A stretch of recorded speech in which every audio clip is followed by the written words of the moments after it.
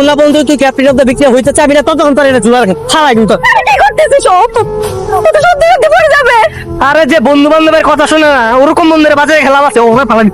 আরে তোরা বোঝার চেষ্টা কর আমি ক্যাপ্টেন অফ দ্য ভিক্টোরিয়া হতে চাইলেও হতে পারবো না। কেন হতে পারবি না? তুই কি সাথে সাথে এমসি দিতে পারবি না নাকি ভোটে হেরে যাবি? ধর কেউ প্রশ্ন পেয়ে পরীক্ষা দিবে আর কেউ প্রশ্ন না পেয়ে পরীক্ষা দিবে তাহলে কে বেশি মার্ক পাবে? অবশ্যই যে প্রশ্ন পাবে সে। হ্যাঁ আমি এটাই বলতে যাচ্ছি সাথীর বাবার ক্ষমতায় আগেই সাথী প্রশ্ন পেয়ে যাবে তাহলে আমি সাথে সাথে কিভাবে পারবো? সাথী একটা গুরুত্বপূর্ণ ইনফরমেশন আছে। কি ইনফরমেশন? ফরাজ স্যার আর খায়রুল স্যার নাকি তোমাকে প্রশ্ন দিয়ে দেবে আর সেই ভয়ে Miraz captain of the Victoria হতে চাচ্ছেন। ওরা আমার প্ল্যান কিভাবে জানবো? তোমার প্ল্যান এখন সবাই জেনে যাচ্ছে। ওদেরকে হারাতে গেলে আমাদেরকে আরো শক্তিশালী প্ল্যান করতে হবে। আচ্ছা ক্যাপ্টেন অফ ভিক্টোরিয়া পজিশনে সাথীর অপোজিটে যদি কেউ কন্টেস্ট না করে তখন আমরা কি করব? সোজা একটা হিসাব আছে স্যার, আমরা সাথীকে বিনা প্রতিদ্বন্দ্বিতায় ক্যাপ্টেন অফ দ্য ভিক্টোরিয়া ঘোষণা করে দেবো। এটা আপনি কি বললেন? আসবো হ্যাঁ এসো। কি ব্যাপার বিরাজ, তুমি ক্যাপ্টেন অফ দ্য ভিক্টোরিয়া হতে চাচ্ছ না? না না স্যার ও তো ক্যাপ্টেন অফ দ্য ভিক্টোরিয়া হতে যাচ্ছে। তাহলে তো ভালোই হলো, তাহলে ওর নামটা লিখে নেন। জি। কিন্তু স্যার একটা কথা আছে। কি কথা? স্যার ও প্রশ্ন ফাঁস হওয়ার সম্ভাবনা রয়েছে। আপনি যদি গ্যারান্টি।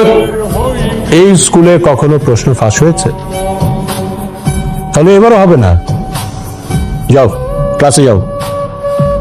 আচ্ছা শুনেন, আপনি সুন্দর করে প্রশ্নগুলো রেডি করে ফেলেন। জি স্যার, আপনি একদম টেনশন নেবেন না স্যার, আমি আর খায়রুল স্যার মিলে 100টা এমসিকিউ প্রশ্ন একদম ঠিকঠাক তৈরি করে ফেলবো স্যার। স্যার শিয়ালের কাছে মুরগি বর্গা দিতে যেন না। আপনি কিন্তু এভাবে ফরাজ স্যারকে শিয়াল বলতে পারেন না। কেন সমস্যাটা কি? তাই তো করছে উনি। কেন মুরগি কি আপনি নাকি? আপনি আমাকে মুরগি বললেন কেন? আপনি আমাকে শিয়াল বললেন কেন? আপনি যা করছেন। আহা থামুন থামুন প্লিজ। স্যার আমি বলি কি আমরা সবাই মিলেই প্রশ্নপত্রটা তৈরি করি। ঠিক আছে ফার্স্ট স্যার, আপনি সবাইকে নিয়ে একসাথে বসে প্রশ্নগুলো তৈরি করবেন, রেডি হলে আমার কাছে জমা দিবেন। May I come in sir? এসো। স্যারদের রুমে ঢুকতে হলে সালাম দিতে হয়, এই আদব কায়দাটুকু নিশ্চয়ই জানো। সালাম দাও। আসসালামু আলাইকুম। ওয়ালাইকুম। কি ব্যাপার বলো? স্যার ফরহাদ স্যার আর খায়রুল স্যারকে একটু বাইরে কথা বলার জন্য লাগতো আর কি, এই জন্য যদি একটু পারমিশন দিতেন। কি কথা এখানেই বলো। বলছে তো খুবই জরুরি, নিশ্চয়ই পার্সোনালও হইতে পারে, এই জন্য তো বাইরে রাখছে। সাথী আমাদের দেখেছো? জি আমি চাই ক্যাপ্টেন অফ দ্য ভিক্টোরি হতে। মানে আমরাও চাই তুমি ক্যাপ্টেন অফ দ্য ভিক্টোরি হও। আপনারা তো একা নয়, আরো অনেক টিচাররা থাকবে প্রশ্ন করার সময়। আমরা জানালাটা খুলে গেল।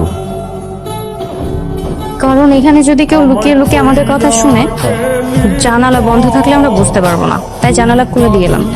আর এখন কেউ আসবেও না, সমস্যা নেই। যাই হোক আমি চাই আপনারা প্রশ্ন করেন এবং আমি 100-তে 100 পেতে চাই। এজন্য যত টাকা লাগে আমি আপনাদেরকে দিব। ঠিক আছে, প্রশ্ন আমরা দিতে পারবো। কিভাবে পাবো? মানে প্রশ্ন তো আমরা নিজেরাই করবো।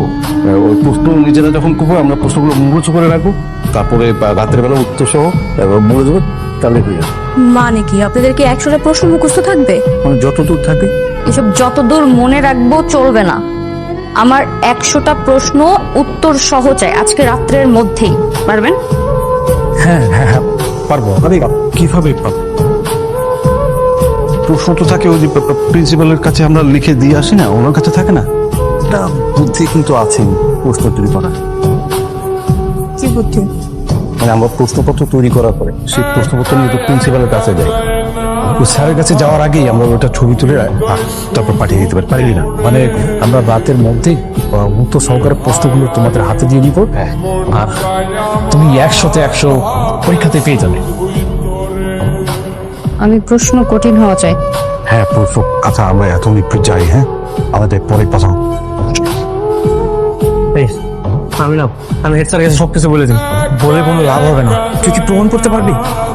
প্রশ্ন হাতে পেলে তো সাথী 100-তে 100 পাবে। না না এটা হতে দেওয়া যাবে না, আমাদের কিছু না কিছু করতেই হবে। আমি এই জন্যই বলছি না, আমি ক্যাপ্টেন অফ দ্য ভিক্টোরিয়াতে অংশগ্রহণ করতে চাই না। তোরা বারবার আমাকে জোর করছিস। এই, তুই তো ভালো স্টুডেন্ট, তুই তো সমস্যা নেই, তুই পরীক্ষা দিলে এমনিতে 100-100 পাবি। আমি কিভাবে 100-100 পাবো? সাথী ওখানে প্রশ্ন পাবে, আর আমি সাথে যদি প্রশ্ন পায় না, তুইও প্রশ্ন পাবি, আমি এনে নিব। কিভাবে? প্রয়োজনে প্রিন্সিপালের টয়ের ভাইয়া প্রশ্ন চুরি করে আমি তোর দিই। আচ্ছা ওই প্রশ্নের ব্যাপারটা আমরা রেডি করে ফেলি না? হ্যাঁ আচ্ছা, আমি কিছু প্রশ্ন বলি, ধরে সাহেব আপনি একটু লেখেন। আপনি কেন একা প্রশ্ন করবেন? আমরা সবাই প্রশ্ন করব। তাই তো, আমরা এখানে 4 জন আছি, প্রত্যেকে 25টা করে প্রশ্ন দিলেই তো 100টা হয়ে গেল।